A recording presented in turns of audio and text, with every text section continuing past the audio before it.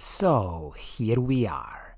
This is the all-new, latest, greatest Canyon Aeroad CF SLX 7 Di2 aero road bike, and also we have the all-new Trek Madone SL6 Generation 8 aero road bike.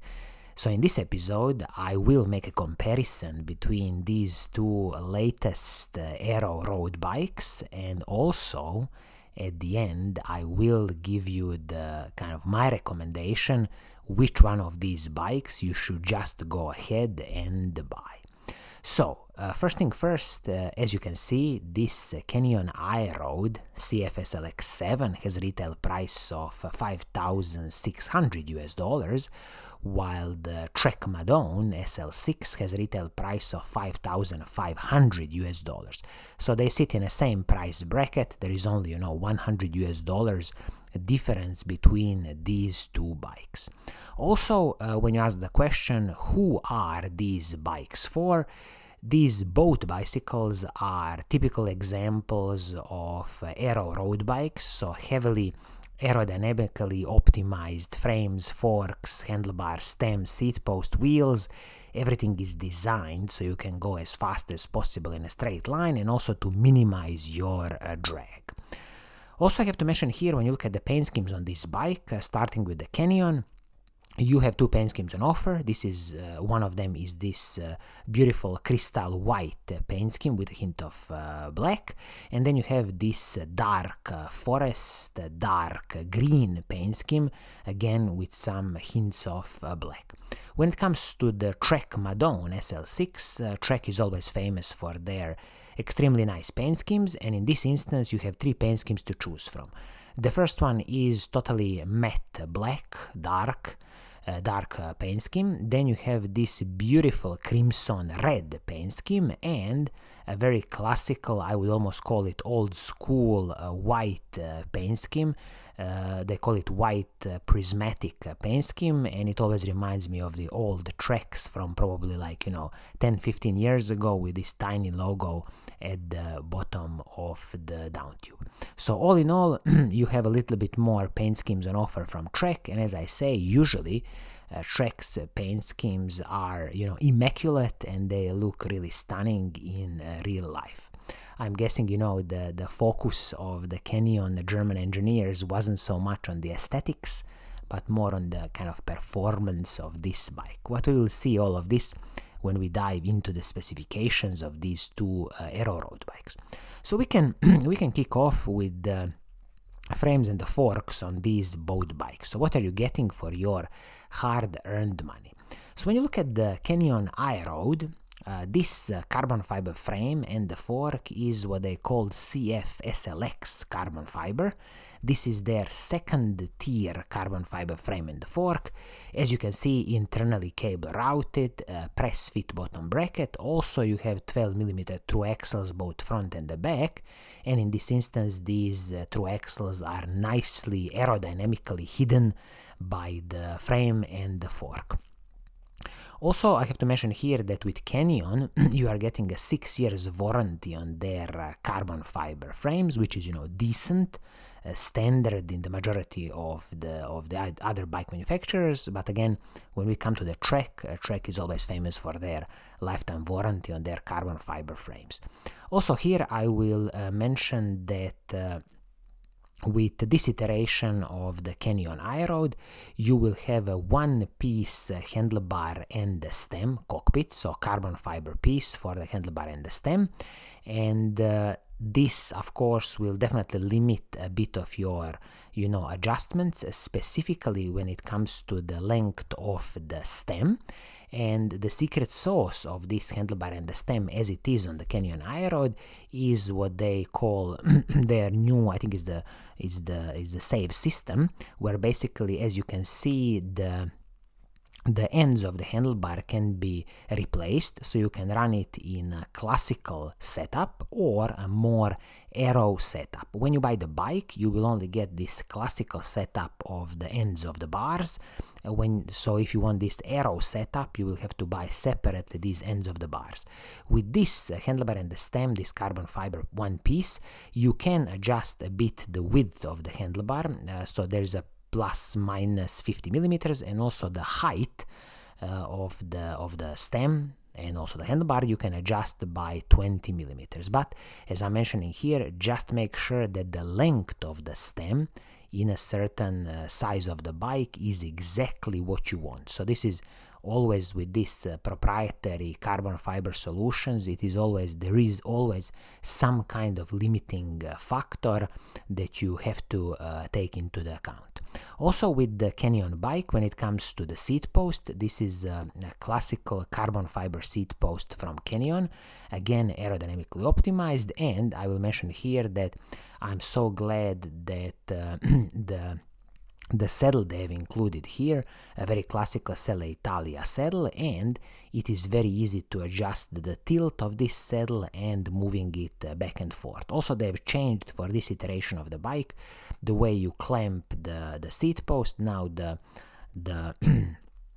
place you tighten it is at the top of the top tube, so it's a much better solution than from the previous solutions. Also, when you see the cable routing on this bike, as I was mentioning, everything should be internally cable routed. In this instance, you are having the hydraulic disc lines running kind of under the handlebar, under the stem into the frame. So, a decent, nice solution. And as you can see, when you are replacing your ends of the handlebar, you don't need to basically disconnect the hydraulic lines from the brakes, which is also a very nice design solution. So there's no problem in kind of easy switching these ends of the handlebar. Now let's move on to the Trek and also talk about the frame and the fork on the Trek. So what are you getting in this instance? When it comes to the Trek carbon fiber frame, here we are speaking about their OCLV 500 series carbon fiber frame and the matching fork. In this instance, again, we have 12mm through axles front and the back, and the Trek is using a T47 threaded bottom bracket. And of course, with this carbon fiber frame, you are getting a lifetime warranty from the Trek, which is of course a big difference from the 6 years warranty you are getting with the Canyon. I also have to mention here that unique selling point of this Trek is this ISO speed at the back of the bike. It's really a unique solution on the market. Nobody else has it. It's kind of a secret sauce of this bike. Visually absolutely stunning, and also Trek is claiming some aero benefits and making the bike ride smoother. But these things aside, definitely when you see a Trek Madone live, you will kind of never forget this ISOFlow cutout at the back. Also with the Trek, when it comes to the handlebar and the stem, in this instance these are separate pieces, and these are aluminum pieces from the Bontrager in-house brand of Trek. This is a very nice solution in my opinion. No problems here with adjusting your position, changing any handlebars or the stem. Very easy to do because nothing is proprietary here. And also the hydraulic lines for the disc brakes are running nicely below the handlebar and then entering into the stem and into the frame. So it's going to be a bit easier to service if you need to replace anything. When it comes to the saddle and the seat post, here you will have a carbon fiber seat post from the Bontrager / Trek with the saddle, which is the Bontrager's own saddle, and again a nice way of adjusting the saddle, the tilt back and forth, nothing proprietary here, so this is always nice to see. So all in all, perfectly fine carbon fiber frames both from the Canyon and the Trek. And also with this Trek, this is the Trek Madone SL, so again it is the second tier of the kind of top quality carbon fiber frames that Trek can do. Okay, moving on now, let's talk about the the group set on these bikes. So starting with the Canyon, you will get the Shimano's 105 Di2 electronic group set. So that includes everything from the shifters, front mech and the rear mech. Everything is Shimano 105 12-speed electronic group set. And with the Shimano's electronic group sets, shifters and the front mech are communicating wirelessly, and then you have a cable connection between the front mech and the rear mech. Perfectly fine, no complaints here. It is a proper workhorse when it comes to these electronic 12-speed group sets from Shimano. Also, no cutting corners here when it comes to the crankset. This is a Shimano's 105 crankset, 5236 chain rings at the front on this Canyon, and paired with the Shimano 105 cassette, 1134 cassette, beautiful huge range of gears, but definitely you see that with this chainring 5236 it is designed for going as fast as possible, and with this 1134 cassette it will allow you to climb some steeper mountains. Also, I have to mention here that Canyon comes with the 4i power meter, so this is a single power meter included in this bike setup, which is absolutely excellent. In my opinion, when you are paying these prices above $5,000, this should be, a must-have, and luckily Canyon has included this power meter in the bike setup. Now, speaking about the group set on the bikes, let's have a look what the Trek is offering in this instance. So in this instance, the Trek is also using Shimano's 105 Di2 electronic group set, the same 12-speed group set as on the Canyon. So shifters, front mech, rear mech, Shimano 105 crankset, Shimano 105 cassette, and I will just mention here that Trek is also using 1134 cassette, which is excellent, but these chainrings at the front are a little bit smaller, so Trek is using 5034 chainrings at the front, so just a little bit smaller than what Canyon would use. And also the chain in this instance, Trek is using a 12-speed Shimano chain from the mountain bike world, and on that Canyon bike you will get a classical Shimano 105 12-speed chain. No worries with these chains, you can use any 12-speed compatible chain in the future from Shimano. Doesn't matter if it's from the road group set or the mountain bike group set, everything is going to work perfectly fine. So with the group sets on both of these bikes, absolutely the same group set, so no complaints here from me. Speaking about the braking system on the Trek Madone, here we have a Shimano 105 hydraulic disc brakes front and the back. Trek is using 160mm braking rotors front and the back, absolutely excellent in my opinion, very good heat dissipation, and in this instance the braking rotors are Shimano's RT70, a bit of basic braking rotors. So maybe again in the future, a little tip: if you are upgrading your braking rotors, it's worth considering to upgrade to the Shimano Ultegra braking rotors, just because you're gonna have a better heat dissipation from these rotors. But I'm so glad that both of these rotors on Trek are 160mm front and the back. And the reason I'm saying this is that when you look at the braking system on the Canyon Aeroad, it is again the Shimano's 105 hydraulic disc brakes front and the back. But unfortunately, at the back you have this tiny 140mm braking rotor. Again, I have no clue why bike manufacturers are doing this. In my opinion, you always want a good stopping power and a good heat dissipation, and especially on these very fast aero road bikes where you can easily reach speeds of about 50 kilometers an hour. And yeah, so in the front they've used 160mm braking rotors. Both of the braking rotors are Shimano Ultegra, which is absolutely excellent, but I wish that at the back they would also use this 160mm braking rotor like on the front. So in the future on this Canyon Aeroad, definitely something to consider to upgrade your rear braking rotor to 160mm in diameter. So as you can see, both bikes are using absolutely the same Shimano 105 hydraulic disc brakes, so definitely no complaints here when it comes to the braking performance of the both bikes. Now let's talk about the wheel set on these bikes. So starting with Canyon, you will have a superb Di2 Arc 1600 wheel set. So this is a carbon fiber wheel set from Di2. I have a very high opinion about Di2 wheels.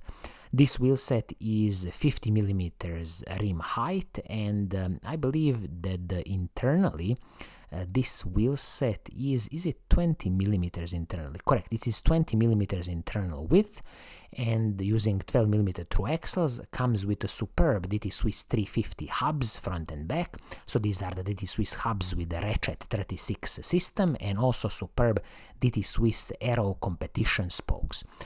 This wheelset is of course tubeless ready. I'm not so sure if Canyon is delivering bikes immediately tubeless setup. I believe they should be, but maybe just something to double check with the Canyon. And I will also mention here that this DT Swiss 1600 D-cut wheelset has a total weight of approximately 1600 grams. If you would be buying this wheelset on the open market, as you can see, approximately 1250 euros price, but absolutely stunning, amazing wheelset from DT Swiss. And in this instance, the tires are the Continental GP 5000 STR tires. Now, another interesting thing is that Canyon is using 25 millimeter tires at the front and 28 millimeter tires at the back. Again, I wish that the front tire is 28 millimeters like the back tire, because ultimately what you want is higher air volume, smoother bike ride, and I don't believe that there is any aero penalty between 25 millimeter tires and 28 millimeter tires, considering that they are mounted on this DT Swiss Arc 1600 wheels. So again, something to consider in the future, that this front tire I would definitely upgrade to a 30 millimeter tire, the same as the rear tire, because more air volume, smoother bike ride, you will definitely enjoy it more, and this frame can definitely take tires up to 32 millimeters in diameter. Now moving on to the Trek bike and the wheelset on the Trek. So the Trek is using the Bontrager wheels, front and back. Again, this is a Bontrager Aeolus Elite 35 wheels. These are carbon fiber wheel sets from Bontrager, you know, the in-house brand of Trek. And with this wheel set, the rim height is 35 millimeters, so much less than the DT Swiss wheels. They are tubeless ready wheels. They also come with a lifetime warranty on these carbon wheels, which is absolutely stunning. And when it comes to the hubs on this wheel set, I believe that here this is some kind of Bontrager own hubs. Before they would use the DT Swiss hubs, but I don't believe that on this specific wheelset they are anymore using DT Swiss hubs. So some kind of, you know, Bontrager sealed cartridge bearing hubs, I'm guessing. And this wheelset, as it is, has a total weight of approximately 1,000, let me just double check, 1,700 grams, so maybe a little bit heavier than the DT Swiss wheels, but also you gotta take into account that since this wheelset, the Bontrager one, is 35 millimeters rim height, it is really astonishing that the DT Swiss at 50 millimeters rim height can be a little bit lighter than these Bontrager wheels. So probably, you know, Trek was trying to save a little bit of weight of a total package of the bike, and that's why they have mounted these Bontrager 35 millimeter carbon fiber wheels, and not, for example, something which is like 50 millimeter carbon fiber wheels. In my opinion, they could have gone a bit higher in the rim height, since this is a proper, you know, aero road bike. And on the Trek bike, the tires are the Bontrager hard case tire, and these tires are 28 millimeters front and back, absolutely excellent. This is what I like to see. And again, with this Trek bike, you can go up to 32 millimeter tires front and back, no problem. So again, advice for the future, I would definitely, you know, run even wider tires on these aero bikes, just because more air volume and much more smoother bike ride. So all in all, again, very interesting, you know, carbon fiber wheelset from Bontrager, but compared with that DT Swiss Arc 1600, I would still give a slight advantage to the DT Swiss wheelset. And now let's talk about the weight of these bikes. So the Trek claims that the total weight of the bike in size medium large is 8.16 kilograms. And also the Canyon claims that the weight of the bike, again, I am assuming here for some kind of size medium, it would be around 8 kilograms. So probably for the same sizing of the bike, a Canyon would be approximately, I'm guessing, 100 grams lighter, which again, it is a pretty impressive weight of, let's call it approximately 8 kilograms, which means excluding the pedals in both Canyon's case and the Trek Madone's case. And I'm really impressed with this weight of the Canyon because, again, they are using the Di2 Swiss Arc 1600 wheels, which have a 50mm rim depth, while on the Trek bike you are getting the Bontrager Aeolus wheels with the 35mm rim depth. So that is a significant difference where you can just get it in the wheel set.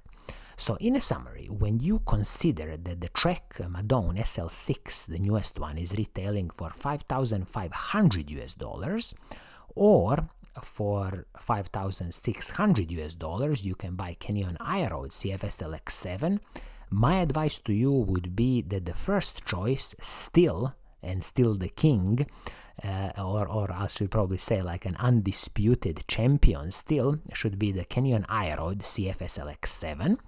But if for whatever reason the sizing is not available, or the geometry is not good for you, then definitely Trek Madone SL6 is an excellent second choice considering this price range. I have to say that I'm pretty impressed with the pricing of this new Trek Madone SL6 at $5,500 because Canyon would usually undercut Trek and Giant and Specialized by a bigger margin than this $100 as it is now between these two bikes, where basically Trek is undercutting the Canyon bike for a very, very similar setup of the both bikes. So still the king, in my opinion, Canyon Aeroad CF SLX 7 Di2, and still it should be your first choice, but that Trek Madone SL6 is coming very, very close to the newest Canyon Aeroad. So I think this is gonna be it for today. I hope you like what I'm doing. If you do, keep on watching, keep on liking, and as always, I will see you soon in the next episode. Cheers!